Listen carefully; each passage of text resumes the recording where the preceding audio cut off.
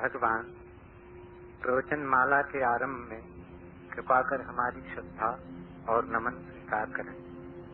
पथ के प्रदीप में आपका वचन है। मनुष्य की सबसे बड़ी कठिनाई मनुष्य का अपने प्रति ही अज्ञान है।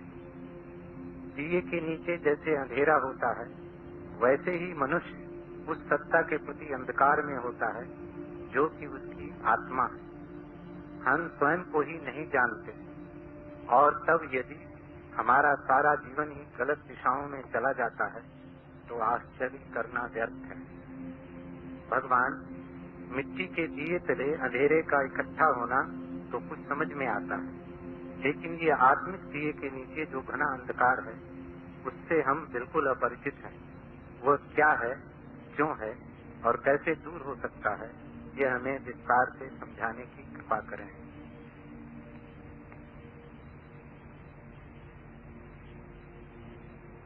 जीवन के कुछ मूलभूत नियम समझ लेने जरूरी है। पहला नियम, जो हमें मिला ही हुआ है उसे भूल जाना एकदम आसान है। जो हमें नहीं मिला है उसकी याद बनी रहती है। अभाव का पता चलता है, खाली जगह दिखाई पड़ती। एक दांत टूट जाए तो जीभ खाली जगह पर बार बार पहुंच जाती। जब तक दांत था शायद कभी वहां न गई। दांत था तो जाने की जरूरत भी न थी। खालीपन अखरता है। आत्मा से तुम सदा से ही भरे हुए हो। ऐसा कभी भी न था कि वो ना हो गई हो। वो दांत टूटने वाला नहीं, वो जगह कभी खाली नहीं हुई। सदा ही आत्मा रही और सदा रहेगी। यही कठिनाई। जिसका कभी अभाव नहीं हो उसका स्मरण नहीं आता। जब तक तुम्हारे पास धन हो तब तक धन की क्या जरूरत। निर्धनता में धन याद आता है। जब तक तुम स्वस्थ हो शरीर का पता भी नहीं चलता। जब बीमारी आती है तब शरीर ही शरीर दिखाई पड़ता है।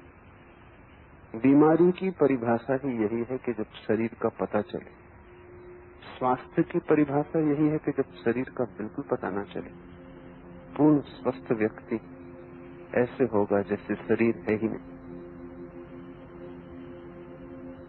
शरीर कभी बीमार होता है, कभी स्वस्थ होता है। आत्मा कभी बीमार नहीं होती, कभी स्वस्थ नहीं होती। आत्मा जैसी है एक रूप वैसी ही बनी रहती। उसका तुम्हें पता कैसे चलेगा? उसकी तुम्हें स्मृति कैसे आएगी? ये पहली कठिनाई। इसलिए जन्म जन्म लग जाते हैं उसे खोजने में जो तुम्हारे भीतर मौजूद है। बड़ा उल्टा लगता है ये कहना कि जन्म जन्म लग जाते हैं उसे खोजने में जिसे खोजने की कोई जरूरत ही न थी, जो सदा ही मिला हुआ था, जिसे तुमने कभी खोया ही नहीं था, जिसे तुम चाहते तो भी खो न सकते थे, जिसे खोने का कोई उपाय ही नहीं।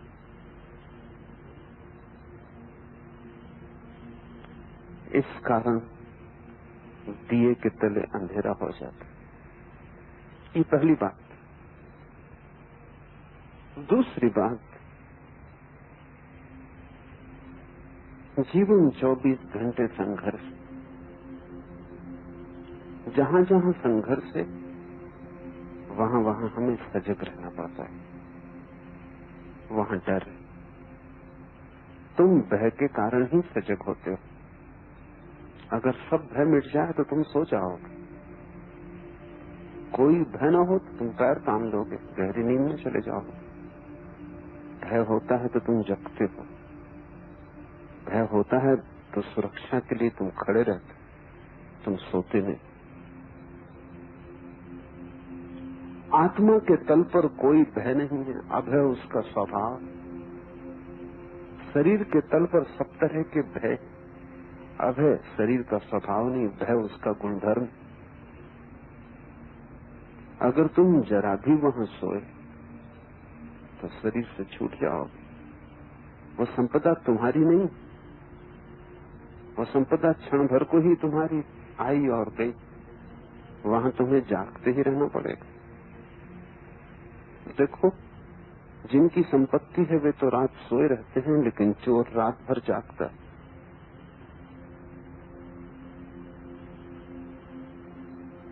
मैंने सुना है एक चोर ने एक बार बहुत धन इकट्ठा कर लिया। चोर अक्सर कर लेते, लेकिन रात वो सोता नहीं था, घूम के चक्कर लगाता। तो उसके मित्रों ने कहा, न समझ, अब तुझे चक्कर लगाने की कोई जरूरत नहीं, रात भर जगने की कोई जरूरत नहीं। चोर ने कहा, पुरानी आदत। और फिर डर भी लगता है कि अगर मैंने चोरी की तो कोई मेरा न ले जाए। चोर सदा भयभीत होता है। अचोर ही सो सकता है, चोर भयभीत होगा। उसे अच्छी तरह पता है कि किस तरह दूसरे लोग सो रहे थे तब वो चोरी कर ले गए।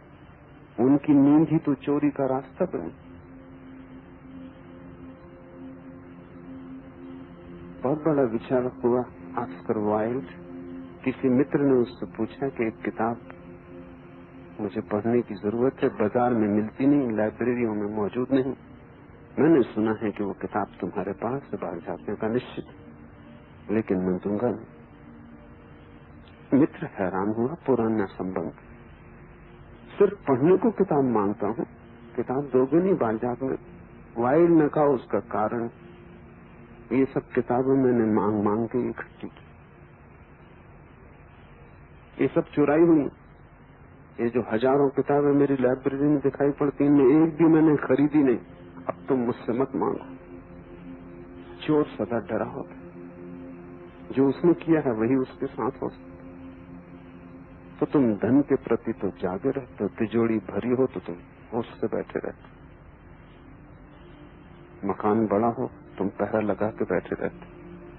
तुम जो भी कमा लेते हो उस पर तो तुम्हें जीते और मरते पहरा देना पड़ता है। कहावत है कि धनी मर जाए तो अपनी संपत्ति पर सांप होकर बैठ जाता है। कहावत बड़ी अच्छी, उसका कुल मतलब इतना है कि जिंदा भी तुम पहरा दोगे, मर के भी तुम पहरा दोगे।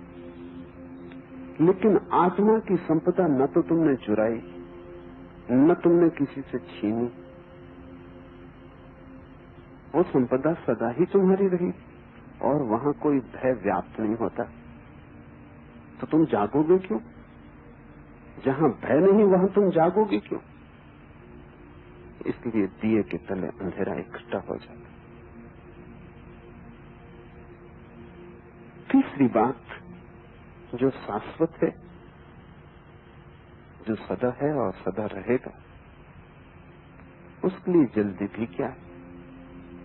जो क्षणभंगुर है, अभी है और अभी खो जाएगा, वहां बड़ी जल्दी, बड़ी आपाधापी। देखो, पूर्व और पश्चिम में एक फर्क। पश्चिम में लोग बहुत तेजी में रोज नई नई व्यवस्था करते हैं कि तेज रफ्तार और तेज रफ्तार कैसे हो जाए, कितनी तेजी से हम पहुंच जाएं, कितनी तेजी से काम कर लें। नई विधियां खोजते हैं, नए उपकरण खोजते हैं और भयंकर तीव्रता में जीते। पूर्व में लोग इतनी जल्दी में नहीं, आहिस्ता चलते हैं। कहीं पहुंचने का कोई बहुत आग्रह नहीं, पहुंच गए ठीक, न पहुंचे तो ठीक। पश्चिम और पूर्व के लोग एक दूसरे को समझ भी नहीं पाते। पश्चिम में अगर किसी ने कहा कि मैं 5 बजे मिलने आता हूं तो वो 5 बजे ही मिलने आएगा। पूरब में किसी ने कहा आता हूं मिलने, तो तुम पक्का मत करना कि वो आज आएगा, कल आएगा, कि परसों आएगा। आएगा कि नहीं आएगा, इसका कारण ये नहीं है कि पूरब कोई विश्वासघाती, इसका कारण ये है कि पूरब में समय की त्वरा नहीं। और गहरे में खोजोगे तो पाओगे पश्चिम में जो धर्म प्रचलित है, ईसाईयत, यहूदी, इस्लाम, वो तीनों धर्म एक ही जीवन को मानते हैं। वो कहते हैं आगे फिर कोई जीवन नहीं, बस यही जीवन समाप्त। इससे जल्दी पैदा हो गई, सब खोया जा रहा है, भोग लो, सब जा रहा है हाथ के बाहर, इसके पहले कि निकल जाए चूस लो, उसका रस ले लो। वो तुम्हारे लिए रुका नहीं रहेगा। अगर तुमने देर अबेर की तो तुम ही भटकोगे, समय लौट के ना आएगा। एक मारवाड़ी ने 1950 के 1 करोड़ कैलेंडर खरीद लिए। 1 पैसे के 4 मिल रहे थे। अब 1950 के कैलेंडर का कोई उपयोग भी नहीं बिक पाए होंगे, पड़े रह गए थे। तो तुमसे पूछा कि पागल, माना कि बहुत सस्ते हैं, 1 पैसे के 4 मिले, लेकिन इनका करेगा क्या?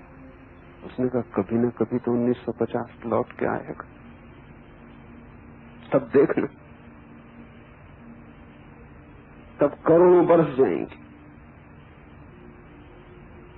पूर्व में लोग वर्तुलाकार समय को मानते हैं, हर चीज फिर लौट के आएगी।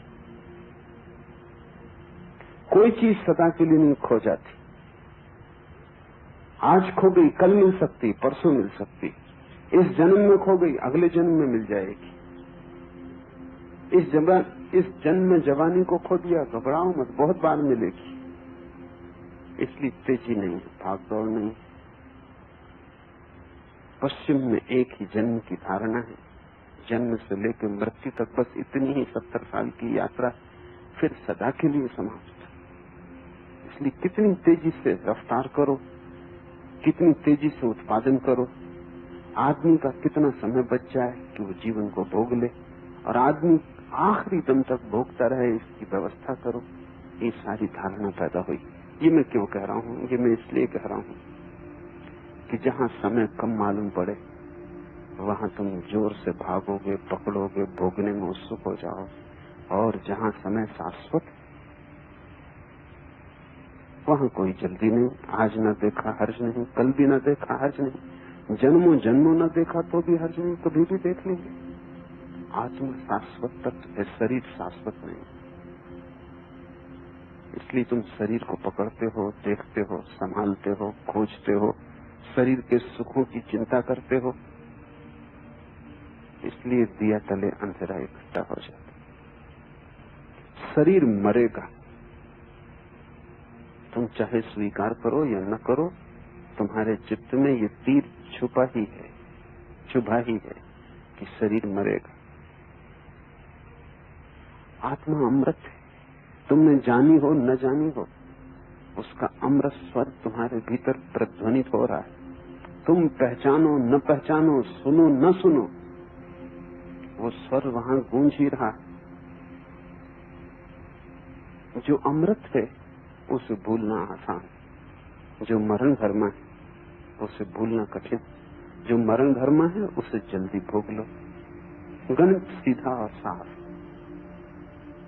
आत्मा अमृत है, शाश्वत है, वो संपदा खोने वाली नहीं, वहां कभी कोई बीमारी प्रविष्ट नहीं होती। इन सब कारणों के कारण दिए तले अंधेरा है। बुद्ध कितना ही कहें जल्दी करो तो भी जल्दी नहीं होती। कृष्ण कितना ही समझाएं, तुम समझ लेते हो, फिर जाके अपने संसार में लग जाते। ये बात इतने लोग समझाते फिर भी समझ में नहीं आती। शरीर के संबंध में कोई भी नहीं समझा रहा है, फिर भी समझ में आता है कि भोग लो, ये धारा सदा न रहेगी।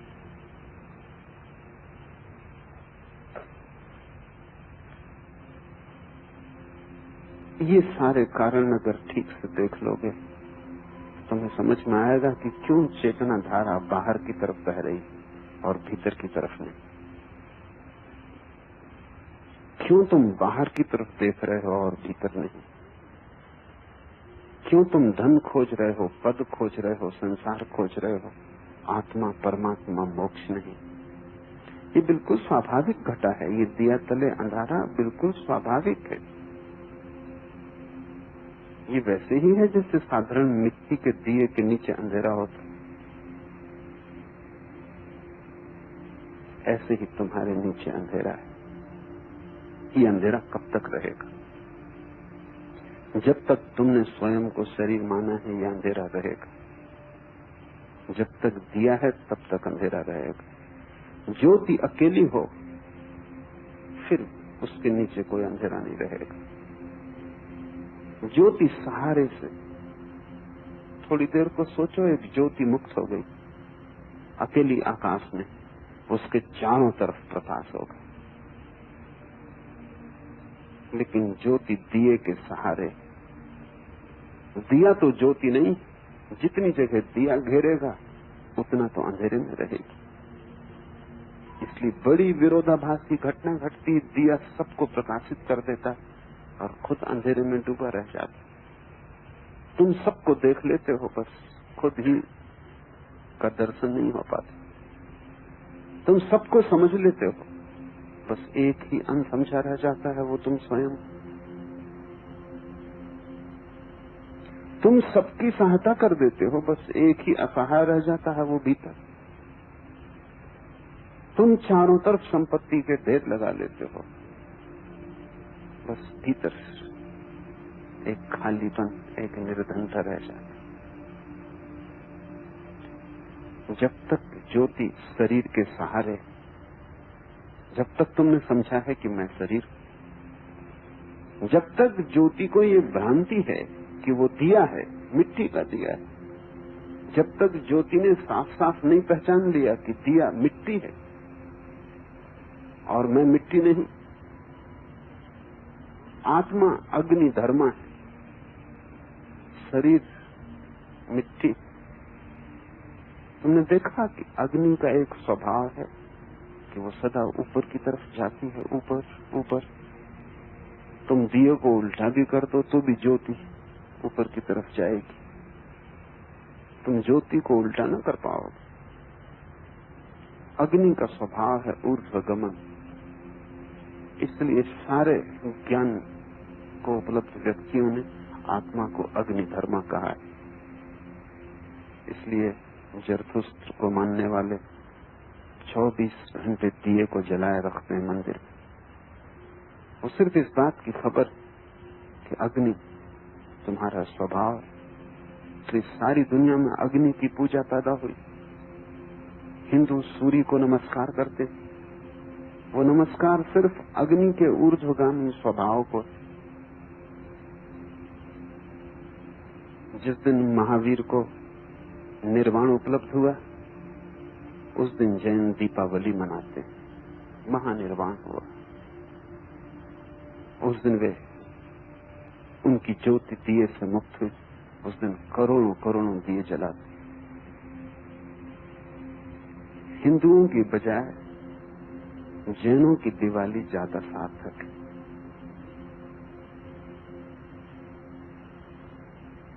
हिंदू तो लक्ष्मी की पूजा के लिए दिवाली मनाते, बड़ी उल्टी। तुम अग्नि को भी लक्ष्मी की पूजा में लगाते, जो ऊर्ध्वगामी है उसको भी अधोगामी की तरफ लगाते। तुम दिए भी जलाते हो तो भी संसार को प्रकाशित करने के लिए। जैनों की दिवाली ज्यादा अर्थपूर्ण। वे इसलिए मनाते हैं दिवाली की उस रात महावीर महानिर्वाण को उपलब्ध हुए। अमावस की रात महावीर ने ठीक रात चुनी। बुद्ध ने पूर्णिमा की रात ज्ञान उपलब्ध किया, पर महावीर ने ज्यादा ठीक रात चुनी। अमावस की अंधेरी रात सब तरफ अंधकार है और महावीर प्रकाश हो गए। उस अंधकार में वो प्रकाश ठीक विरोध के कारण प्रगाढ़ होकर दिखाई पड़ा। एक दिया जलाओ तो जब पूर्णिमा की रात हो उसका कुछ पता भी न चलेगा। अंधेरी अमावस में एक दिया जलाओ, उसकी रोशनी बड़ी प्रगाढ़ होगी। तो जैनों की दिवाली ज्यादा सार्थक है, लेकिन कोई जैन उसको मनाता नहीं। सब जैन हिंदुओं की दिवाली मना रहे हैं।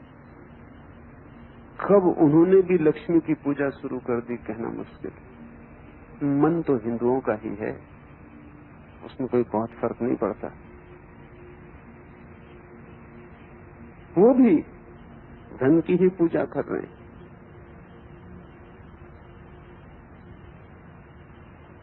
आदमी जैसा है वो सभी चीजों को मिट्टी की तरफ नियोजित कर देता है। वही कारण है कि हमारी चेतना बाहर की तरफ देखती है। ये कुछ स्वाभाविक है।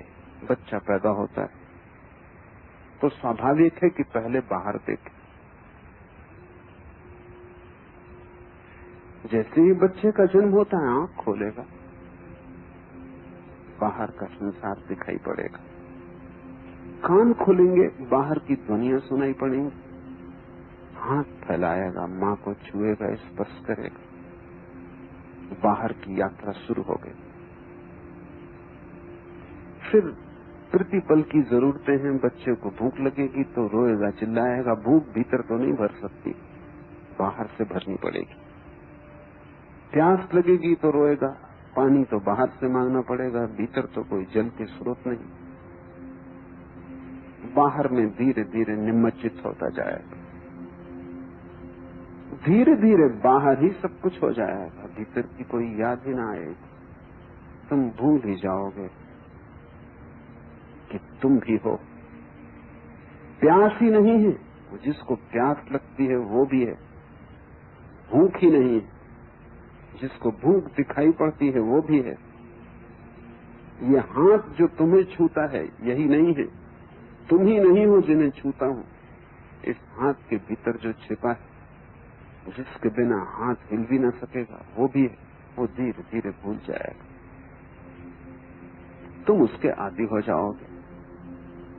और वो इतना शांत है कि उसका तुम्हें पता भी न चलेगा। उसकी आवाज इतनी धीमी है कि इस बड़े कोलाहल में जो बाहर हो रहा है वो आवाज खो जाएगी। ऐसी ही है जिससे कोई बाजार में धीमे धीमे गीत गाता हो। दो फकीर एक रास्ते से गुजरते थे। अचानक एक फकीर ने कहा कि सुना, अजान का समय हो गया। मस्जिद से अजान की आवाज आई, सांझ का वक्त। दूसरे फकीर ने कहा, हैरान कर दिया तुमने। इस बाजार के कोलाहल में, जहाँ हजारों लोग भाव कर रहे हैं, चीजें बेच रहे हैं, चिल्ला रहे हैं, जहाँ कुछ समझ में नहीं आता, तुम्हें अजान मस्जिद की कैसे सुनाई पड़ती? उस दूसरे फकीर ने कहा, जिस तरफ ध्यान लगा हो वो कहीं भी सुनाई पड़ जाएगा। उसने कहा, देख तुझे मैं प्रत्यक्ष प्रमाण देता हूँ। खीसे से एक रुपया निकाला, जोर से रास्ते पर पटका, खन्न की आवाज हुई। वो सब जो बड़े शोरगुल मचा रहे थे, दुकानदार, ग्राहक, चिल्लाने वाले, सब एकदम दौड़ पड़े। रुपया, उन सबका ध्यान, आवाज वो कहीं भी लगा रहे हैं लेकिन रुपये पे लगा है। उसी के लिए तो सारी आवाज चल रही। उन्हें अजान सुनाई ना पड़ी जो कि रुपये की आवाज से बहुत तेज थी। रुपये की आवाज तत्क्षण सुनाई पड़ गई, वहां ध्यान लगा। भीतर तो सतत रुपये के लिए धुन चल रही, उसका जाप चल रहा है। वही तुम्हारा महामंत्र। तुम वही देख पाते हो जिस तरफ तुम्हारी वासना दौड़ रही। तुम वही सुन पाते हो जिस तरफ तुम्हारे कान लगे। तुम वही पकड़ पाते हो जो तुम चाहते हो। एक बड़ा चित्रकार शास्त्रीय चित्रों के संबंध में एक सभा में बोल रहा था। उसने कोई 2 घंटे तक चित्रकला की बड़ी सूक्ष्मतम गहराइयों में प्रवेश किया। चित्रकला के बड़े सूक्ष्म पहलू उघाड़े और समझाए। मंत्र मुग्ध थे लोग। और अंत में उसने पूछा कि कोई सवाल? कुछ पूछने को न था, क्योंकि उसने करीब करीब जो भी पूछा जा सकता था सब कह दिया था। लोग तो चुप रहे, लेकिन एक बूढ़ी औरत खड़ी हो गई। उसने कहा, एक सवाल है, इस फर्श को साफ करने के लिए किस पालिश का उपयोग किया गया? वो जिस हाल में सभा हो रही, इसमें कौन सा तेल लगाया गया कि इतना चमचमाहट मालूम हो रही? चित्रकला की लंबी कथा, चित्रों के रहस्य का सारा निवेदन व्यर्थ गया। ये स्त्री पूरे वक्त फर्श को ही देखती रही होगी और उसने सोचा कि ये आदमी रंगों और चित्रों के संबंध में इतना जानता है कि फर्श पे कौन सा तेल लगा के इसको चमकाया गया जरूर जानता होगा। ये औरत घर में फर्श चमकाने में लगी रहती होगी। कुछ औरतें हैं जिनका दिमाग इसी में खराब हो जाए, वो फर्श ही चमकाती रहती, उनको खुद को चमकाने का मौका ही नहीं आता। वो घर की सफाई में लगी रहती, उन्हें भीतर की सफाई का समय ही नहीं मिलता। पर जिस तरफ ध्यान लगा हो वो बात तत्क्षण समझ में आ जाती। तुम चूंकि बाहर की तरफ ध्यान लगाए हुए हो, बाहर समझ में आता है। कब तुम भीतर की तरफ ध्यान लगाओगे, क्या होगा? क्या बुद्ध पुरुष तुम्हें भीतर की तरफ ध्यान लगवा सकते हैं? अगर लगवा सकते तो ये बात कभी की घट गई होती। कोई तुम्हारे ध्यान को भीतर की तरफ नहीं लगवा सकता जब तक कि तुम बाहर से ऊब ना जाओ, जब तक कि तुम बाहर से ऐसे विपन्न ना हो जाओ, इतने क्षुब्ध ना हो जाओ, बाहर इतना व्यर्थ ना दिखाई पड़ने लगे कि तुम खुद ही पूछो कि कोई और यात्रा भी है कि बाहर की यात्रा समाप्त हुई। लेकिन अभी वो घड़ी नहीं आई, अन्यथा तुम भीतर झांक के देख लेते। मेरे पास लोग आते, वो कहते हैं बड़ी कठिनाई है ध्यान लगाने में। कठिनाई जरा भी नहीं, अभी बाहर की वासना नहीं मरी, वही कठिनाई।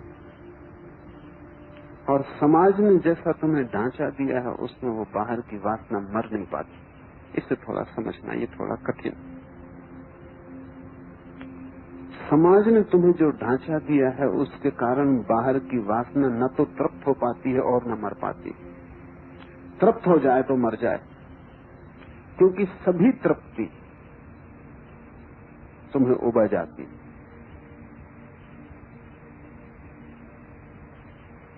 अगर तुम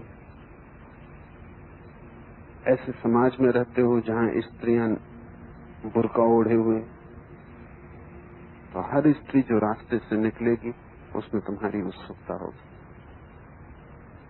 वो चाहे भीतर कुरूप, लेकिन बुर्का उत्सुकता जगाएगा।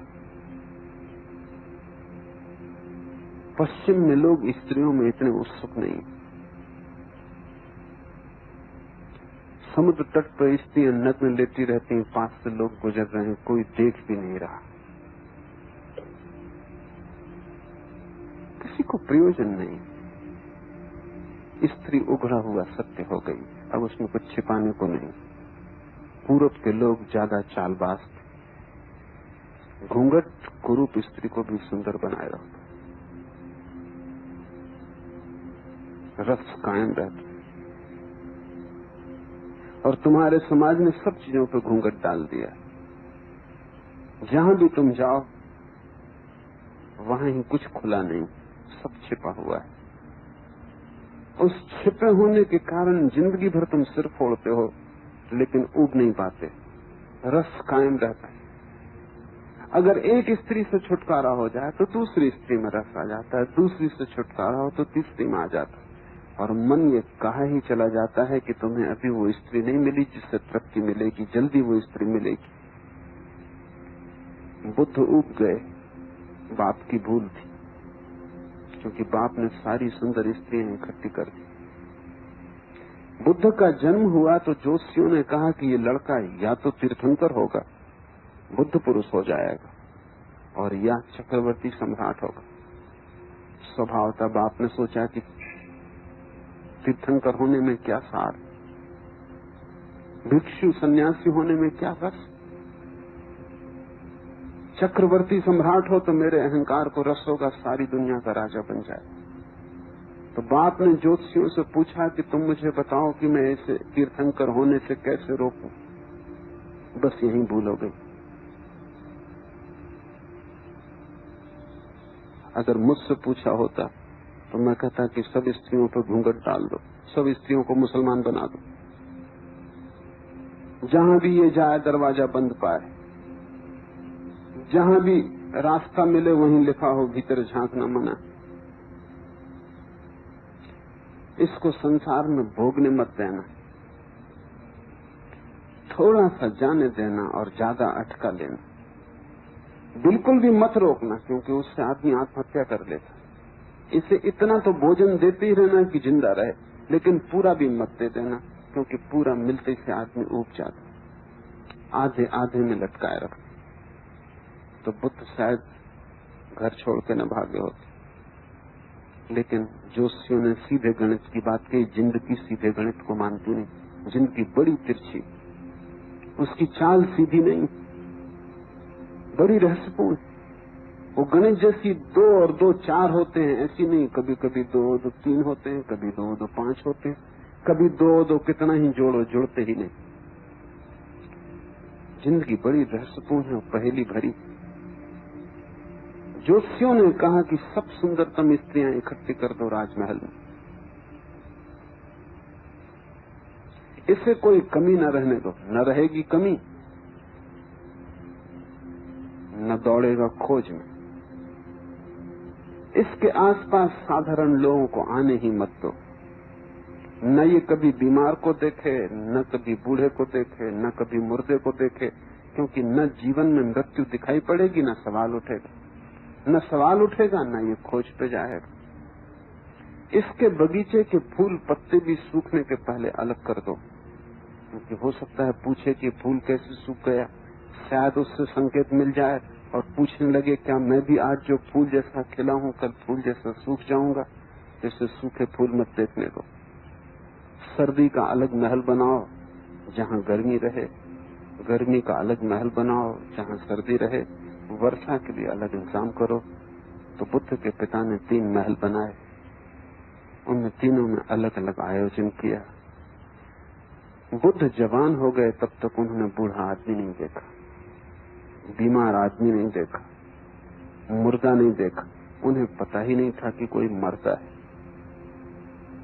फूल सूखने के पहले हटा दिए जाते, पत्ते गिरने के पहले तोड़ दिए जाते, और समस्त सुंदरतम लड़कियां सारे राज्य की उनके आसपास इकट्ठी कर दी। बस यही उपद्रव हो गया। वो ऊब गए जल्दी ही। मन हर चीज से ऊब जाता है, संसार से नहीं ऊब पाता, क्योंकि संसार तुम्हें मिल ही नहीं पाता। ऊबोगे कैसे? धनी ऊब सकता है, धन से गरीब कैसे ऊबेगा? गरीब को तो रस बना रहता। समाज ने ऐसा ढांचा बनाया है जिसमें तुम्हें जरा जरा सी बूंद टपकती मिलती जीवन की। कभी तुम भरपेट नहीं जीवन को ले पाते। भरपेट ले लो, छुटकारा हो जाए। और सारा समाज समझाता है कि ये बुरा है। अभी बड़ा मजा है कि जिसको तुम कहते हो बुरा है, उसी में रस पैदा होता। जिस चीज में किसी को भी रस न हो, उसको भी तुम कह दो ये पाप है, उसमें रस आ जाएगा। एक कैथोलिक पुरोहित, शराब पीने की मनाही। शराब पी नहीं कभी, शराब में बड़ा रस। जो भी न भोगा हो उसमें रस होता है, क्योंकि उसका अभाव खलता है। शराब कभी पी नहीं थी, उसमें बड़ा रस था। बड़ा परेशान था।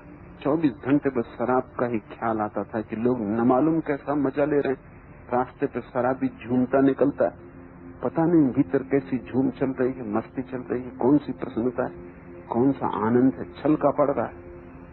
गीत गाता निकलता है, उदास चेहरे हंसते हैं। जो कभी चल भी नहीं सकता था वो भी नाचता मालूम पड़ता है। बुझे बुझे मुरझाए चेहरों पर रौनक आ जाती। पता नहीं शराब भीतर क्या करती। 24 घंटे वो शराब के लिए सोचता था। अंततः उससे न सहा गया तो उसने शराब चोरी से चख ली। बड़ा आनंद आया। आनंद इतना आया कि उसने सोचा कि अब ये चोरी कब तक चलाऊंगा, तो वो कैथोलिक ईसाई से प्रोटेस्टेंट ईसाई हो गया, क्योंकि वहां शराब की पाबंदी नहीं थी। वहां दिल खोल के शराब पीने लगा। कुछ दिन बाद उसने अपनी डायरी में लिखा कि जो मजा कैथोलिक होकर शराब पीने में था, वो प्रोटेस्टेंट होकर नहीं। उसने लिखा कि अब मैं समझा कि वही चीज आनंदपूर्ण हो सकती है जिसको समाज पाप कहता हो। व्यर्थ की चीज भी आनंदपूर्ण हो जाएगी अगर पाप कह दी जाए। पाप में जैसा रस वैसा पुण्य में कहां। छोटे बच्चों से पूछो, घर के पके हुए आम वो रस नहीं देते जो पड़ोसी की दीवार छलांग लगा के कच्चे आमों के खाने में आता। निषिद्ध। सवाल मिठास का और खटास का नहीं, सवाल निषेध का। तुम उस बच्चे को कहो पैसे ले लो बाजार से खरीद लो, तुम समझ ही नहीं रहे बात को। बाजार से तो आम खरीद लिए जाएंगे, लेकिन वो कैथोलिक होके शराब में जो मजा है वो प्रोटेस्टेंट होके कहां। बाजार से आम तो रोज ही खरीद के आ जाते हैं, वो बात नहीं। तुम समझ ही नहीं पा रहे कि बच्चा रस किस बात का ले रहा है। बच्चा रस ले रहा है इस बात का कि उसने प्रतिबंध तोड़ा, नियम तोड़ा, स्वतंत्रता की घोषणा की, वो मालिक हुआ। तुम उसे रोक न पाए, सारी दुनिया रोकने की कोशिश कर रही थी, न रोक पाई। मुल्ला नसरुद्दीन का बेटा एक छोटे से पौधे को खींच रहा था, आकर उसने खींच लिया। मैंने उससे कहा तूने गजब किया, तेरी अभी इतनी ताकत नहीं, फिर भी तूने पौधा खींच लिया। उसने कहा और ये भी तो देखिए कि सारी दुनिया उस तरफ लगी थी, सारी पृथ्वी, और मैं अकेला। सारी दुनिया उस तरफ लगी थी खींचने में, और फिर भी मैंने खींच ली। अहंकार को रस मिलता है नियंत्रण तोड़ने, अहंकार को रस मिलता है सीमा के पार जाने। अहंकार निर्मित होता है विरोध में। तुमने जितने प्रतिषेध बनाए उतना अहंकार पैदा किया है, और तुमने जहां जहां कहा मत जाना वहां वहां तुमने बुलावा दिया है। जितने तुम्हारे निषेध हैं उतने ही प्रगाढ़ तुम्हारे निमंत्रण, इसलिए छुटकारा नहीं हो पाता, जा भी नहीं सकते पूरे। अब क्या कठिनाई है आम मन की। तुम स्त्री को प्रेम भी करोगे और पूरा कर भी ना पाओगे। पूरा करते तुम ऊब जाते, तुम प्रेम भी करते हो, करने से बच भी नहीं सकते, क्योंकि पूरा प्रवाह है जीवन धारा का कामुकता से भरा है। तुम प्रेम करोगे भी, न करोगे तो वही वही सोचोगे, सारा चित्त मन वासना के आसपास घूमने लगेगा, स्वप्न भर जाएंगे उसी से, कविता लिखने लगोगे, चित्र बनाने लगोगे, सब तरफ स्त्री दिखाई पड़ने लगेगी, जहां नहीं है वहां भी दिखाई पड़ने लगेगी। तुम्हारा मन स्त्री से लिप्त हो जाएगा, धक्के मारेगा। अगर स्त्री को भोगोगे तो पूरा न भोगोगे, क्योंकि भोगते वक्त सब बुद्ध महावीर तुम्हारा पीछा करेंगे, उनके वचन तुम्हें सुनाई पड़ेंगे। क्या पाप कर रहे, कैसा अपराध कर रहे, कहां उलझे हो कीचड़ में, छूटो, भागो, मुक्त हो, यही तो बंधन है। तुम्हें सब ज्ञान उसी वक्त याद आएगा जब तुम्हें स्त्री मिलेगी। स्त्री न मिले तो स्त्री याद आएगी, स्त्री मिले तो ज्ञान याद आएगा। तुम स्त्री को भी आधा आधा भोग पाओ। वो जो कुनकुनी बुद्धि है वो छुटकारा नहीं पा सकती। तुम पूरे कहीं भी नहीं। मैं तुमसे कहता हूं पूरा भोग लो और तुम छुटकारे हो जाओगे, तुम बाहर हो जाओगे। तब तुम समझ पाओगे कि बुद्ध के कहने का क्या अर्थ है, उसके पहले नहीं। तुम भोजन करते हो तब तुम डरते डरते करते हो, क्योंकि सब चिकित्सक याद आते हैं जो कहते हैं कि ज्यादा मत, वो निषेध बन के खड़े। गुरजेफ ने संस्मरण लिखा है, उसे कोई फल खाना प्रीति करता, वो इतना ज्यादा प्रीतिकर था कि उसके कारण वो अक्सर बीमार पड़ता, पेट में दर्द होता, कच्चा जंगली फल। आखिर उसके दादा ने एक दिन टोकरी भर के वो फल ले आया और उसने कहा आज तू खा जितना खा सके। गुरजेफ ने पूछा जितना खा सको, जितना तू खा सके। और वो दादा डंडा लेके उसके पास बैठ गया। जब वो पूरा खा चुका और घबराने लगा, उसके दादा ने कहा आज पूरा ही करना, टोकरी पूरी खत्म करनी। मैं कहा लेकिन मुझे अब वमन की हालत हो रही। उसने कहा वो वमन हो जाए उसकी फिक्र नहीं, लेकिन टोकरी पूरी करने में डंडा है मेरे पास। आज हालत उल्टी हो गई।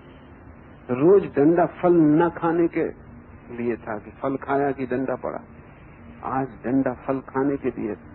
उसका मन भागने लगा। वो खा रहा है लेकिन फल बेस्वाद मालूम पड़ने लगा। वो खा रहा है लेकिन फल अब तिक्त हो गया। वो खा रहा है लेकिन अब उल्टी आने की हालत पैदा हो गई। और दादा है कि डंडा हिला रहा है कि तू इस टोकरी को पूरा कर। किसी तरह उसके दादा ने टोकरी पूरी करवा दी। गुरजीएफ ने लिखा है फिर 70 साल जिया, फिर भूल के वो फल मैंने, वो मुझे दिखाई भी पड़ जाए तो मेरे पेट में दर्द हो, क्योंकि वमन हुई, दस्त लगे, कोई 8 दिन तक तकलीफ रही, बुखार रहा, लेकिन उस फल से छुटकारा हो गया। गुरजीएफ का दादा बुद्ध के बाप के ज्योतिषियों से ज्यादा होशियार और कुशल है। तुम्हें जीवन में ऊब नहीं आई, अभी भी रस कायम, अभी भी आशा बनी, अभी भी तुम सोचते हो कि मिल जाएगा सुख वहां। अब तक नहीं मिल पाया क्योंकि तुमने ठीक से कोशिश नहीं की। अब तक नहीं मिल पाया क्योंकि तुम धीमे धीमे चल रहे हो। अब तक नहीं मिल पाया कि दूसरे लोग चालाक हैं, वो तो पा रहे हैं, तुम सीधे साधे हो, तुम नहीं पा रहे। अभी तुम्हें ये नहीं दिखाई पड़ा कि वहां रस ही नहीं। चाहे तुम तेज चलो, चाहे धीमे, चाहे तुम चालाकी करो, चाहे मत करो, जहां रस नहीं है वहां रस पाया नहीं जा सकता। तुम रेत से तेल न निचोड़ पाओगे। तुम आकाश कुसुम की तलाश में, वो फूल कहीं है ही नहीं। लेकिन ये तुम्हें कैसे दिखाई पड़े? ये मेरे कहने से दिखाई पड़ता तो बड़ी आसान बात। जिंदगी इतने आसान रास्ते नहीं मानती। ये तुम्हें अनुभव से देखना पड़े। तुम्हें पीड़ा से गुजरना ही होगा। तुम्हें उस सीमा तक जाना पड़ेगा जहां तुम्हारे सब सुख दुख हो जाएं।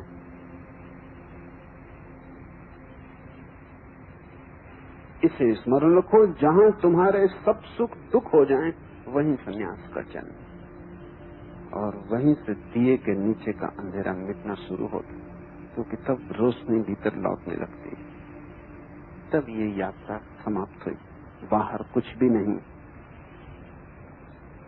परिपूर्ण मन से ये जानकर कि बाहर कुछ भी नहीं है, फिर तुम पूरे के पूरे भीतर लौट आते हो। पूरे बाहर चले जाओ। डर क्या है? भयभीत किससे हो? भय के कारण बाहर नहीं जा रहे। बाहर न जाने के कारण बाहर में रस बना हुआ है। रस बना है तो आशा जगी, आशा जगी है तो भीतर न मुड़ पाओगे। आधे आधे हो तुम सब जगह। तुम न मालूम कितनी नावों पे सवार हो। तुम सीढ़ी पे ऊपर भी जाना चाहते हो, नीचे भी जाना चाहते हो। तुमने एक पैर नीचे की तरफ रखा हुआ है, एक पैर ऊपर की तरफ रखा हुआ है। तुम्हारा जीवन बड़े व्यर्थ के संकट में अटका हुआ है। मैं तुमसे कहता हूं तुम्हें पाप में रस है, तुम पूरे पापी हो जाओ, तुम उसमें ही पूरे डूबो। अभी तुम पुण्य की चिंता छोड़ दो, लेकिन तुम अपने को ही धोखा देते हो। तुम कहते हो कि दोनों संभालना ज्यादा ठीक है। थोड़ा पुण्य भी संभाले रखो, थोड़ा पाप भी संभाले रखो। वैश्या के घर भी जाते रहो, मंदिर में दान भी करते रहो, शराब भी पीते रहो, मंदिर में जाके कसने भी खाते रहो। संकल्प करते रहो कि अगले वर्ष सब ठीक कर लेंगे, सब छोड़ देंगे। बस एक ही साल की बात और कि आज का ही सवाल है, कल से तो सब ठीक कर लेना है। मुल्ला नसरुद्दीन ने एक बार कसम खा ली कि अब शराब नहीं पीना। कुछ भी हो, शराब घर के सामने आया, बड़ी बेचैनी होने लगी। और उसने कहा कि कुछ भी हो जाए, शराब में पीने वाला नहीं। कोई 20 कदम आगे तक गया, फिर उसने अपनी पीठ ठोंकी और कहा, शाबाश नसरुद्दीन, इतनी हिम्मत की कि शराब घर के आगे से निकल गया और भीतर न गया। अब इस खुशी में तुझे पिलवाते। तब उसने जाकर दुगनी पी ली और सभी कसमें खाने वालों के साथ यही हो रहा है।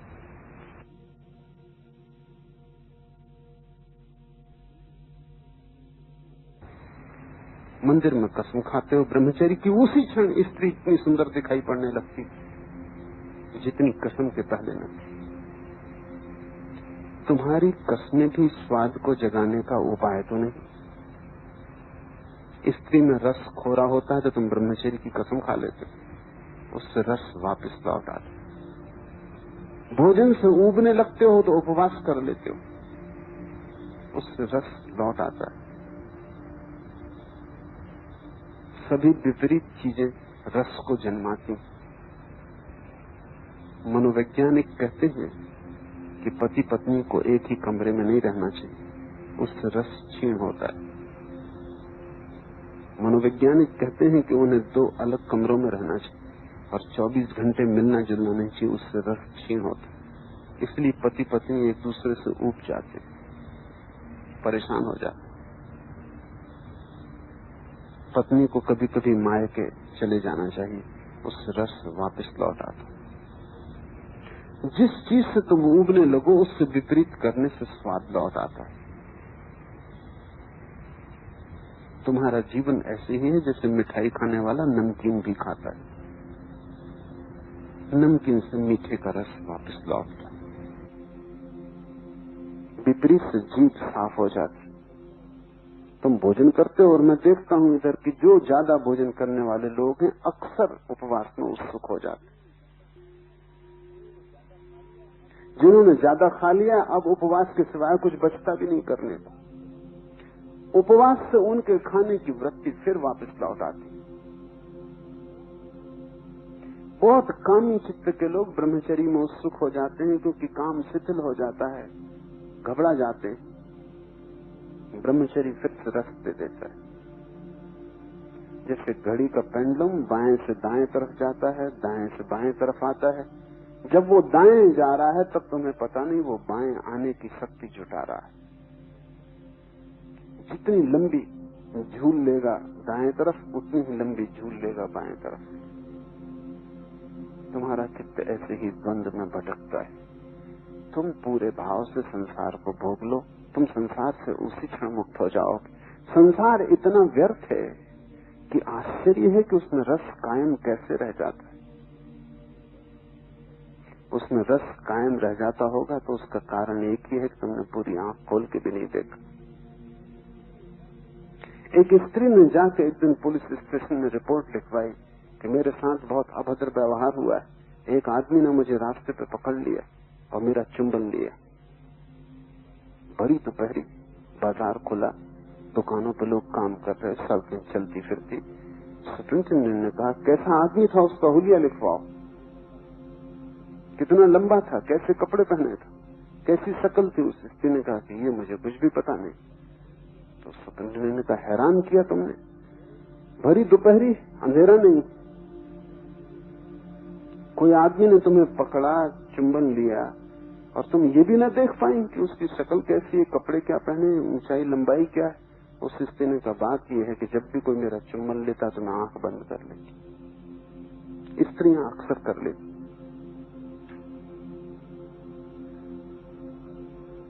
तुम संसार में तो हो लेकिन आंख बंद करके या आधी आंख खोल के। तुम संसार का हुलिया नहीं पहचान पाते, राग रंग नहीं समझ पाते। तुम हो तो संसार में लेकिन पूरे पूरे नहीं। और तुम सोचते हो कि ये तुम्हारी धार्मिकता है क्योंकि तुम पूरे पूरे नहीं। और जिस दिन तुम पूरे पूरे हो जाओगे उस दिन तुम हंसोगे कि कैसी मूर्खता है। संसार पाप नहीं है, अज्ञान है। इस बात को बहुत ठीक से समझ लो। मैं संसार को पाप नहीं कहता क्योंकि जिन जिन ने उसे पाप किया उन सब ने तुम्हारा रस बढ़ाया है। संसार पाप नहीं है, मूढ़ता है। इसलिए संसार को छोड़ना नहीं है, संसार को जानना है। संसार तुम्हारे त्याग से नहीं मिटेगा, त्याग से तो संसार का रस वापस लौट आएगा। जो खो गया रस वो फिर जीवित हो जाएगा। संसार त्याग से नहीं मिटेगा, संसार ज्ञान से मिटेगा।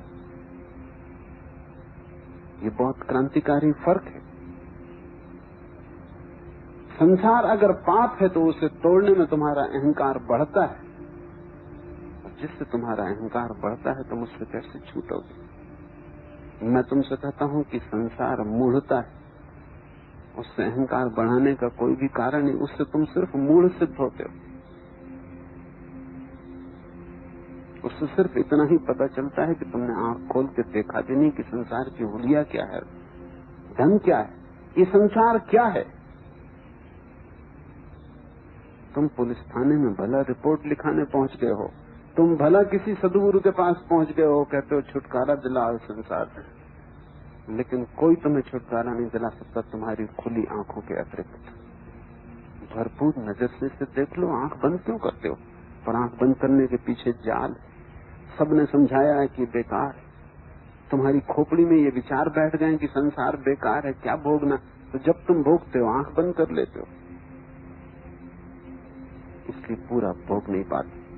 पूर्ण भोग त्याग बन जाता है। तुम्हें जिस चीज में रस हो तुम किसी की मत सुनना, तुम उस रस को पूरा ही कर लेना।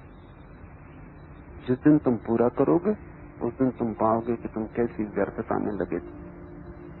संसार व्यर्थ हो जाए तत्क्षण अंतरयात्रा शुरू हो जाती। तब मिट्टी का दिया बेकार हुआ, तब रोशनी सब तरफ गिरती, दिए के नीचे का अंधेरा मिटता है। इसे समस्त ज्ञानियों ने आत्मज्ञान क्या कहा है, लेकिन आत्मज्ञान के पहले एक शर्त और वो है संसार ज्ञान। संसार एक विद्यापीठ है, एक अनुभव का विस्तार है। उस अनुभव को तुम कच्चा कच्चा क्यों लेते हो? उसे पकने क्यों नहीं देते कि वो खुद गिर जाए? कच्चे फलों को तोड़ना पड़ता है, तोड़ने से फल को भी घाव लगता है, वृक्ष को भी घाव लगता है। पके फल चुपचाप गिर जाते, उन्हें तोड़ना भी नहीं पड़ता। आज ही सुबह में देखा बादाम के वृक्ष पर पत्ते पक गए, पका पत्ता ऐसा गिरता है कि वृक्ष को भी पता नहीं चलता, पत्ते को भी पता नहीं चलता, चुपचाप गिर जाता, कहीं कोई घाव नहीं छूटता। जिस दिन संसार का ज्ञान ठीक ठीक हो जाता है, पक गए। और पका हुआ त्याग ऐसा है जैसे पका हुआ पत्ता, पका हुआ वृक्ष, कहीं कोई खबर नहीं होती। तब तुम जाके शोरगुल न मचाओगे कि मैंने त्याग कर दिया, ये तो कच्चे टूट गए फलों का लक्षण। तब तुम जाके डंडी न पीटोगे गांव में कि देखो मैंने त्याग कर दिया। तब तुम किसी से न कहोगे कि मेरी शोभा यात्रा निकालो कि मैंने त्याग कर दिया, देखो मैंने सब संसार छोड़ दिया। अगर सच में ही तुम्हें अनुभव हो गया कि संसार व्यर्थ है, तो क्या तुम कहोगे कि मैंने उसे छोड़ दिया? क्या तुम्हारे भीतर त्याग की अस्मिता निर्मित होगी? तुम रोज अपने घर के बाहर कचरा फेंकते हो, क्या तुम मोहल्ले में जाकर खबर करते हो कि कचरे का त्याग कर दिया, आज फिर किया, फिर से छोड़ा? अगर तुम ऐसा करोगे तो मोहल्ले के लोग तुम्हें विक्षिप्त समझेंगे। मोहल्ले के लोग समझेंगे कि कचरा भी छोड़ते हो, उसका अर्थ हुआ कि कचरे में बड़ी पकड़। जब भी तुम किसी त्यागी को पाओ जो त्याग में रस ले रहा हो, तो समझना कि अधूरा छूट गया, कच्चा टूट गया, और जो कच्चा टूटा है उसे वापस लौटना पड़ेगा। पके बिना छुटकारे का कोई मार्ग नहीं।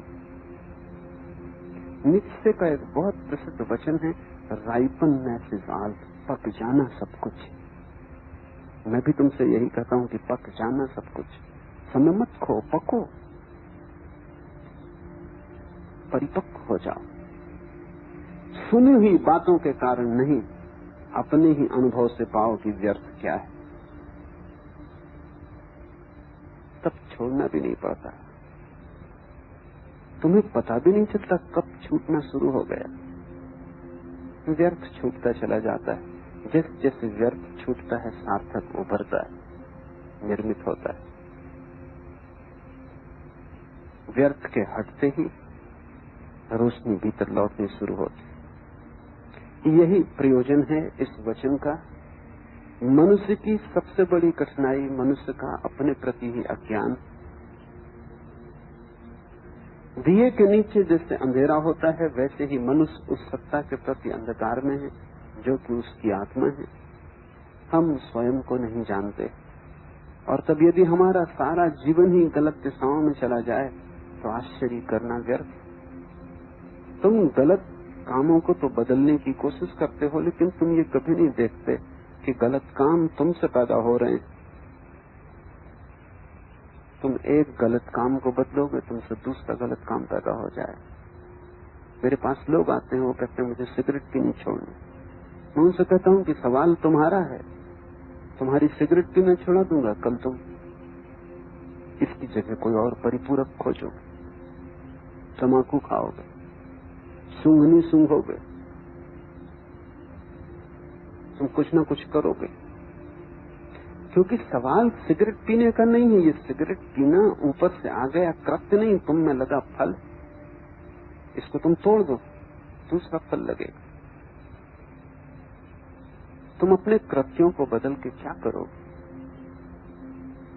तुम अपने आत्मा को जानने की कोशिश करो।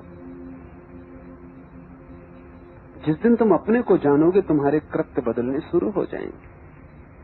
लेकिन अक्सर लोग कृत्य को बदलने में लगते हैं क्योंकि वो आसान, उसमें कोई अड़चन नहीं। तुम 7 बजे सोकर उठते हो, 5 बजे उठ सकते हो, 2-4-8 दिन परेशानी होगी। अगर जिद्दी स्वभाव के हुए, थोड़ी लठ प्रकृति के हुए, 2-4-8 दिन में 5 बजे उठने लगोगे।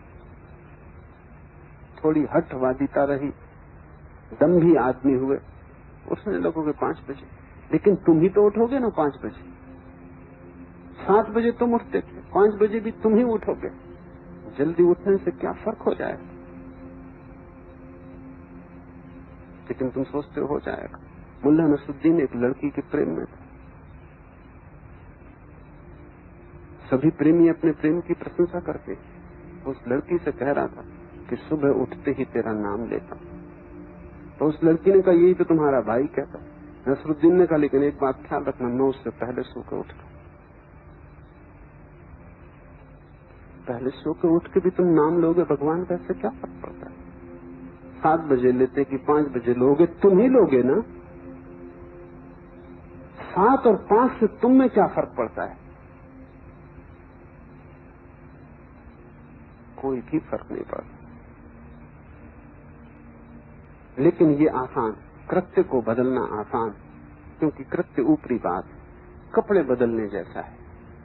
ये पहना, दूसरा पहन दिया। स्वयं को बदलना असली सवाल है। लेकिन स्वयं को बदलने की पहली शर्त कि दिए के तले का अंधेरा मिटे।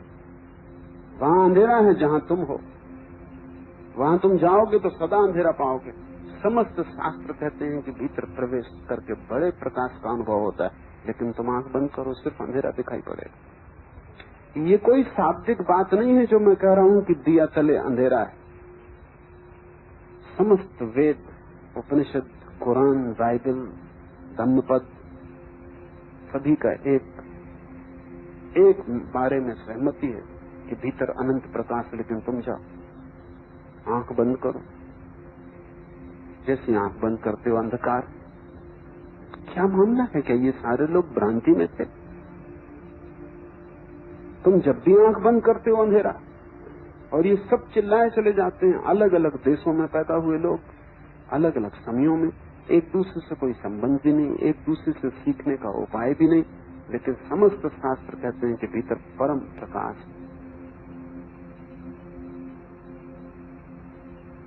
थोड़ा सोचना कि क्या होगा कारण। परम प्रकाश भीतर है, लेकिन अभी तुम जहां खड़े हो वहां अंधेरा पड़ रहा है। अभी तुम्हारी सारी रोशनी बाहर जा रही, भीतर कुछ भी नहीं बचती। अभी तुम ऐसे हो कि सारी गंगा सागर की तरफ बही जा रही, गंगोत्री में कुछ नहीं बचता। गंगोत्री खाली हो जाती, पानी भाग रहा है बाहर की तरफ, बाहर की तरफ, दूर जा रहा है अपने से। भीतर सब रिक्त होता जा रहा है। और ऐसा अगर होता रहे तो कितना ही प्रकाश तुम्हारे भीतर हो, अंधकार हो जाएगा।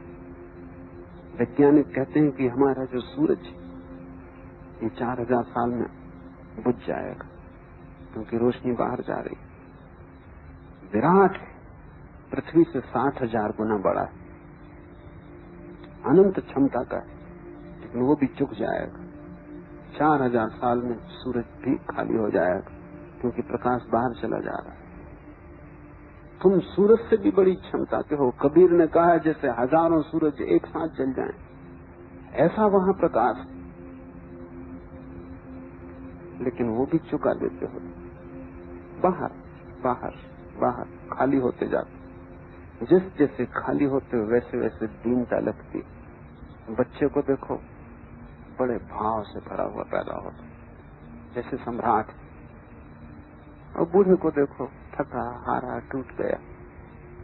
ज़िब्रान की छोटी सी कहानी है। एक लोमड़ी सुबह सुबह उठी, उसने अपनी छाया देखी। सुबह का सूरज उग रहा था, उसकी छाया बहुत बड़ी थी। उसने कहा आज तो एक ऊंट मिले खाने को तभी हल होगा। इतनी बड़ी छाया थी, एक ऊंट से कम में पेट न भरेगा। फिर दोपहर तक उसने ऊंट की तलाश की। अब लोमड़ी को कहीं ऊंट मिले, और मिल भी जाए तो लोमड़ी करेगी क्या। लेकिन दोपहर तक भूखी हो गई, थक गई। फिर उसने दोबारा नीचे छाया की तरफ देखा, सूरज सिर पे आ गया। अब छाया बहुत छोटी पड़ रही थी। उसने कहा जब तो एक चींटी भी मिल जाए तो भी काफी। सभी बच्चे ऐसे भरे हुए पैदा होते। सुबह छाया बड़ी लंबी पड़ती, बूढ़े होते होते सब सिकुड़ जाता है। ऊंट की आशा लेके चलते हैं, चींटी भी मिलती नहीं। अब तो एक चींटी भी मिल जाए तो बहुत। सुबह ऊंट भी मिलने से काम चलने वाला नहीं। सभी बच्चे बड़ी महत्वाकांक्षा लेके संसार में चलते हैं, और सभी बूढ़े सिर्फ टूटे हुए खिलौने लेके समाप्त होते हैं। सब सपने पैरों तले धुंधे हुए, सब इंद्रधनुष टूटे हुए। बूढ़े की असली पीड़ा न तो बुढ़ापा है न मृत्यु। बूढ़े की असली पीड़ा है सब सपनों का टूट जाना। सब महत्वाकांक्षाएं व्यर्थ सिद्ध हुई। जो भी पाना चाहा वो व्यर्थ गया। मिला तो भी व्यर्थ गया, न मिला तो भी व्यर्थ गया। जीवन बड़ा अनूठा है। यहाँ सभी हार जाते हैं, जीतता यहाँ कोई भी नहीं। जो जीते हुए दिखाई पड़ते हैं वे भी हार जाते हैं। जो हारे हुए हैं वे तो हारे हुए हैं। यहाँ पराजित और विजेता सब बराबर हो जाते हैं। मृत्यु जैसी समाजवादी और कोई घटना नहीं। वो बिल्कुल परम साम्यवादी, सबको बराबर कर देती। सब लिखा पढ़ा साफ हो जाता। जैसे जैसे जीवन उतरने लगता है वैसे वैसे लगता है सब व्यर्थ गया। इसके पहले अगर तुम सजग हो जाओ कि ये जीवन का स्वभाव ही व्यर्थ जाना, बाहर तुम संपदा को पा ही न सकोगे। और तुम जो भी खोजोगे, अगर भीतर तुम गलत हो तो तुम्हारी सब खोज गलत होगी। यात्रा पथों का सवाल नहीं है, यात्री का सवाल है। मुझसे लोग पूछते हैं कि सही मार्ग क्या है। उनसे कहता हूं तुम मार्ग की फिक्र छोड़ो, सही यात्री गलत मार्ग से भी पहुंच जाएगा, और गलत यात्री सही मार्ग पर भी क्या करेगा। तुम्हारी आंख में अगर नशा हो तो तुम जो भी देखोगे, जहां भी देखोगे, सब गलत होगा। मुल्ला नसरुद्दीन और उसका जुड़वा भाई, दोनों का जन्मदिन था। तो दोनों ने सोचा जाएं किसी होटल में, खाएं पिए मौज करें। दोनों ने एक से कपड़े पहने, एक से टाई लगाई, एक से रंग का कोट, एक से जूता, एक से रुमाल खोसा। दोनों पहुंचे, मिठाई खाई, भोजन किया, शराब गृह में पहुंचे। एक से गिलासों में एक सी शराब बुलाई। एक शराबी सामने बैठा, आंखें मीड़ मीड़ के उनको देखने लगा। कई बार आंखें मीड़ के देखा तो नसरुद्दीन हंसा। उसने कहा कि परेशान ना हो, नशे के कारण तुम्हें गलत दिखाई पड़ रहा है ऐसा मत सोचो, या एक का दो दिखाई पड़ रहा है ऐसा भी मत सोचो। हम दो जुड़वा भाई हैं। उस शराबी ने फिर से आंख मीड़ी और कहा कि तुम चारों। उसको चार दिखाई पड़ रहे हैं।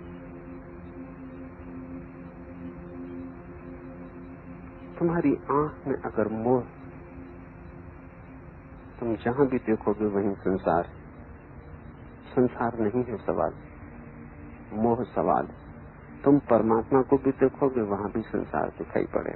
तुम्हारी आंख से मोह खो जाए, तुम जहां भी देखोगे पाओगे परमात्मा है। असली सवाल क्या है ये नहीं है बाहर, असली सवाल कौन है भीतर। किस रास्ते से जाते हो? व्यर्थ, हिंदू की, मुसलमान की, ईसाई की, बौद्ध की, जैन, सब व्यर्थ। रास्ता सवाल नहीं, यात्री सवाल है। तुम हो असली सवाल। और तुम्हारी दो स्थितियां हैं। एक तो स्थिति है कि प्रकाश बाहर जाता हुआ भीतर अंधेरा, और दूसरी स्थिति है प्रकाश भीतर आता हुआ और भीतर कोई अंधेरा नहीं। जिस दिन तुम भीतर प्रकाश से भर जाते हो, उस दिन तुम जहां भी जाओगे वहीं प्रकाश, उस दिन तुम जहां भी जाओगे वहीं परमात्मा है। उस दिन तुम जहां देखोगे वहीं ब्रह्म, उस दिन तुम जहां झांकोगे वहीं उसे पाओगे। जीसस ने कहा है, तोड़ो लकड़ी को और पाओगे तुम मुझे, उठाओ पत्थर को नहीं छिपाऊं। लेकिन ये किसके लिए कहा है? तुम लकड़ी तोड़ोगे, ईश्वर को पाओगे? कुछ भी न पाओगे, लकड़ी और टूट गई। पत्थर उठाओगे, ईश्वर को दबा हुआ पाओगे? असंभव। तुम जहां भी जाओगे, जो तुम्हारी दशा है उसी की प्रतिध्वनि पाओगे। संसार दर्पण, तुम अपने को ही देखोगे और कुछ देखने का उपाय नहीं। और दर्पण को तोड़ने में मत लग जाओ, उससे कोई फर्क न पड़ेगा। मैंने सुना है एक कुरूप स्त्री थी, वो जहां भी दर्पण देखती तोड़ देती। लोग उससे पूछते कि ऐसा तू क्यों करती? तो वो कहती क्योंकि दर्पण के कारण मैं कुरूप हो जाती। दर्पण किसी को कुरूप नहीं करते। दर्पण तो वही झलका देते हैं जो तुम हो। तुम्हारे सब संबंध, पत्नी, पति, बेटे, पिता, माँ, मित्र, शत्रु, समाज, संसार, तुम्ही को झलकाता है। सभी दर्पण। जहां जहां तुम देखते हो कुरूपता, वहीं से तुम भागते हो, दर्पण तोड़ते हो। दर्पण तोड़ने से क्या होगा? अपने को बदलो। लेकिन अपने को बदलने का स्मरण ही तब आता है जब रोशनी भीतर की तरफ जानी शुरू हो जाती। दो यात्राएं हैं प्रकाश की, या बाहर की तरफ या भीतर की तरफ। और जो गहनतम घटना घटती है वो ये कि जैसे प्रकाश भीतर आना शुरू होता है, जैसे तुम आंख बंद करते हो और ध्यान भीतर आता है। कब आएगा ध्यान भीतर? जब बाहर कोई वासना न हो। वासना ध्यान को आकर्षित करती है, वो ध्यान का ऑब्जेक्ट, विषय वस्तु बन जाती। उपवास करो, भोजन पे ध्यान जाएगा। कभी नहीं जाता था भोजन पे, उपवास के दिन भोजन पे जाएगा। मंदिर में बैठो, ध्यान दुकान पे जाएगा। क्यों ऐसा होता?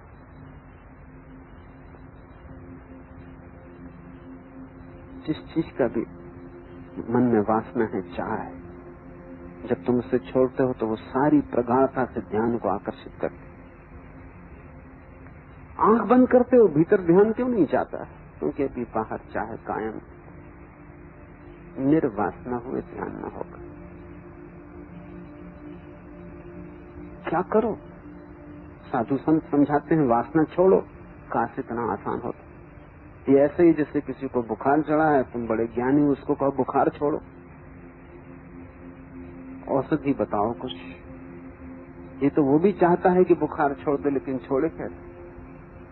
तुम कितनी कहो कि तुम ही बुखार को पकड़े हुए, बुखार तुम्हें नहीं पकड़े हुए, फिर भी वो कहेगा कि मैं क्या करूं, कैसे छोड़ूं? बुखार है, औषधि चाहिए। क्या है औषधि?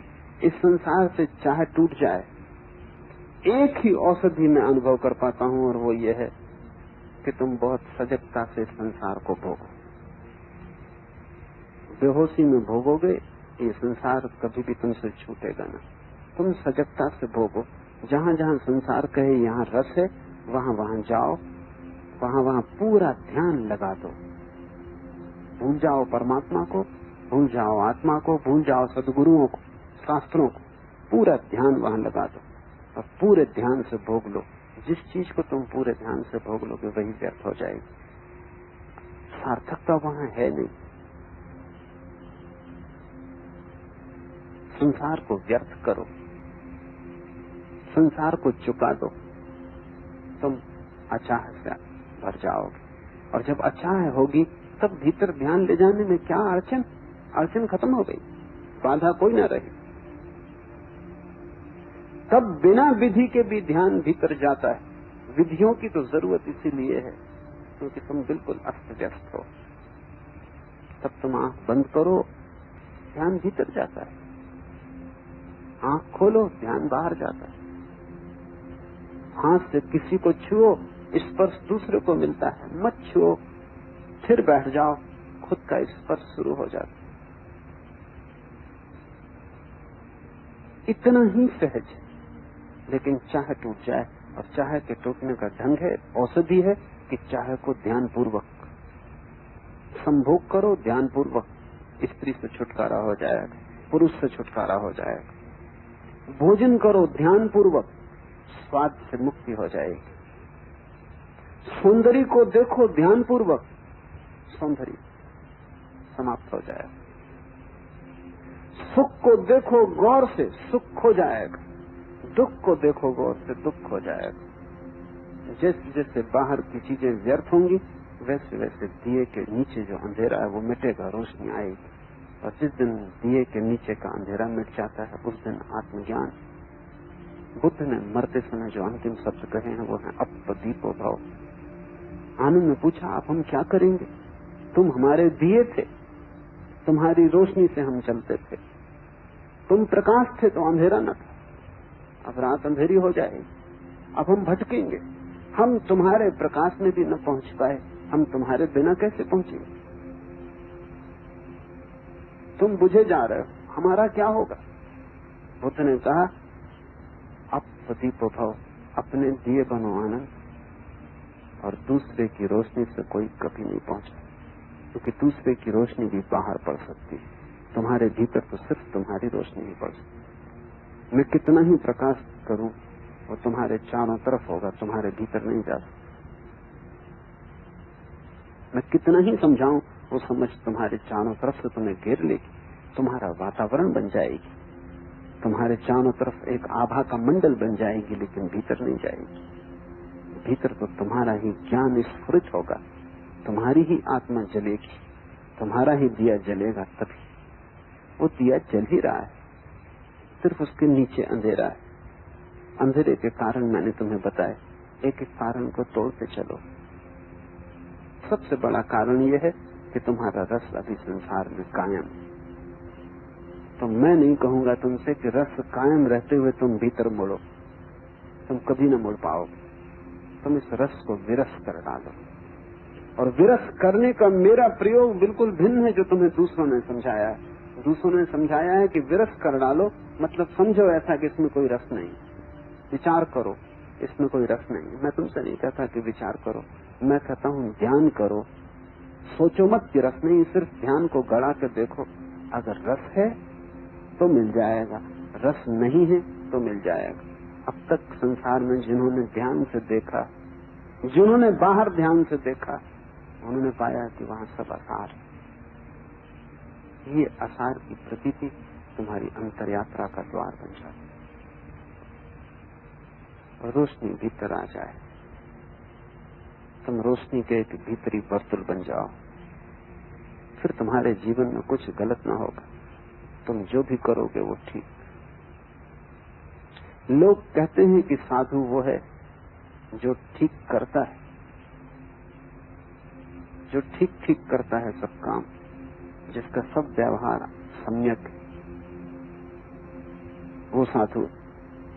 मैं नहीं कहता, मैं तो कहता हूँ साधु जो करता है वही सम्यक व्यवहार, वही ठीक ठीक व्यवहार। व्यवहार से कोई साधु नहीं होता, साधु से व्यवहार जन्मता है। आचरण तो तुम ठीक ठीक कर सकते हो बिल्कुल राम जैसा, लेकिन तुम राम ना हो जाओगे, तुम ज्यादा से ज्यादा रामलीला के राम रहोगे। यही तो बेचैनी है। इतने साधु संत, इतने रामकृष्ण चारों तरफ मौजूद, उनमें अधिकतर अभिनेता हैं, उनकी मंच बड़ी है, वो किसी थिएटर में नहीं कर रहे हैं काम, लेकिन थिएटर में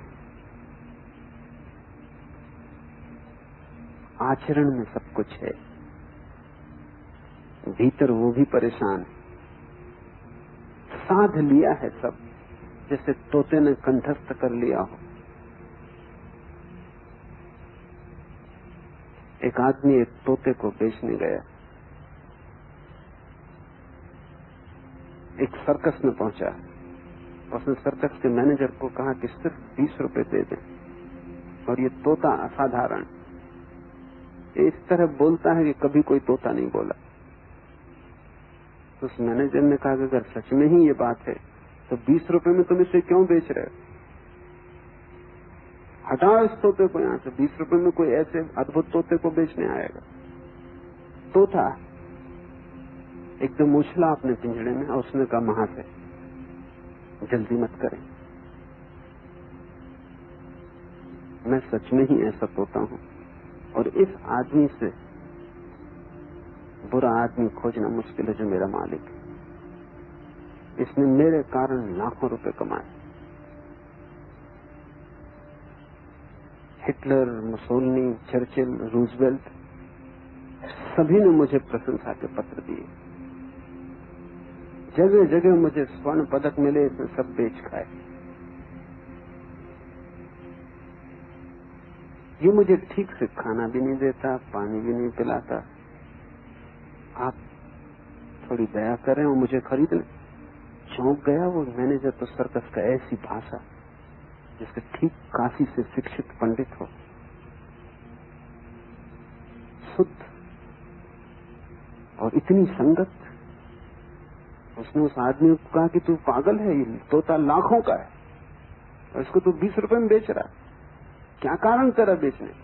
उसने कहा तो और तो सब ठीक है, मैं इसकी झूठ से बहुत ऊब गया। 24 घंटे बकवास, एक तो बकवास लगाए रखा, और मुझे पता है कि सिर्फ तोता है तो सिर्फ बकवास है, भीतर तो कुछ है नहीं इसके। और जो भी सुन लेता दोहराने लगता है ये हिटलर, मुसोलिनी मैं इसमें कभी देखे। तो मैं इससे थक गया हूं, इससे मैं छुटकारा चाहता हूं। 20 रुपया तो सिर्फ बहाना, आप इसको मुफ्त भी रख लें।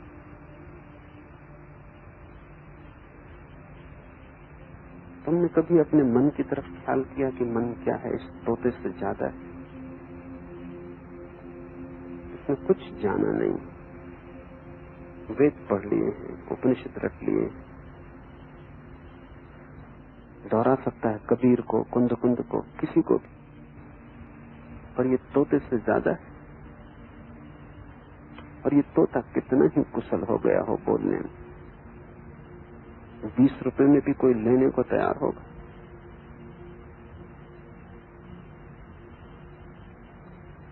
लेकिन आश्चर्य कि तुम इससे अभी तक उबे नहीं, और इसकी झूठों से भी तुम उबे नहीं। तुम जमाने भर के गोल्ड मेडल इकट्ठे कर लिए कि तुमसे निरंतर झूठ बोल रहा है, और तुम भरोसा किए चले जाते। और इसकी बकवास 24 घंटे चल रही। वो तोता तो कभी सोता भी रहा होगा, ये सोता भी नहीं, ये रात भर सपने चलाता है, दिन भर विचार चलाता है, और कुछ भी सार नहीं।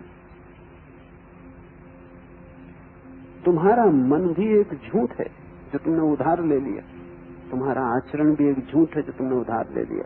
तुम्हारे पास न तो कोई अंतरात्मा है, न कोई अंतःकरण। आचरण तुमने दूसरों से सीख लिया है। जैन घर में पैदा हुए तो रात खाना नहीं खाते, हिंदू घर में पैदा हुए तो मस्जिद से खाते हो, मुसलमान घर में पैदा हुए तो मांसाहार में कोई अड़चन नहीं। तुम सीखते हो दूसरों से, तुम्हारे चारों तरफ जो बताया जाता है वही तुम पकड़ लेते हो। कोई फर्क नहीं है हिंदू, मुसलमान, जैन में। जो जैन को बताया गया वो उसने पकड़ लिया, जो मुसलमान को बताया गया वो उसने पकड़ लिया, जो हिंदू को बताया गया वो उसने पकड़ लिया। तोतों में कोई फर्क नहीं, जो बताया गया वो पकड़ लिया। तुमने अपनी चेतना का कोई उपयोग किया पकड़ने? तुमने अपनी तरफ से जीवन को कुछ साधा, या जो सुना अंधे की तरह तुम उसके पीछे चले गए? तुम बिल्कुल उधार हो। इस उधारी से तुम्हारे भीतर बड़ा अंधकार है। न चिंता करो आचरण की, न चिंता करो व्यवहार की, न चिंता करो विचार की, चिंता करो सिर्फ ध्यान की, क्योंकि उस एक के साधने से सब साथ दिया जाएगा। जैसे माला के भीतर धागा अनस्यूत है, ऐसे तुम्हारे आचरण, व्यवहार, विचार सब में ध्यान अनस्यूत है, वो धागा है। उस एक को पकड़ लो, सब पकड़ में आ जाएगा। कहां से पकड़ोगे? जहां तुम हो। अभी तुम बाहर हो, वहीं ध्यान करो। भोजन को ध्यान बना लो, भोग को ध्यान बना लो, धन को ध्यान बना लो, क्रोध को ध्यान बना लो। जो भी हो, जहां हो, वहीं ध्यान को लगा दो। तुम बड़े चकित हो गए, क्रोध से ध्यान जोड़ा कि क्रोध समाप्त हो जाता है, ध्यान ही रह जाता। लोभ से ध्यान जोड़ा, लोभ समाप्त हो जाता है, ध्यान ही रह जाता। संसार में ही ध्यान करते करते तुम पाओगे कि संसार खो गया, ध्यान रह गया। जैसे ही ध्यान बचता है, अंतर यात्रा शुरू हो जाती है। दिए के नीचे का अंधेरा मिट जाता है। पहुंच जाते हो तुम उस जगह जहां हजारों सूर्य एक साथ उदित हो रहे हो और जो कभी डूबते नहीं, जिनका कोई अस्त नहीं। तुम्हारे भीतर परम सूर्योदय छिपा है।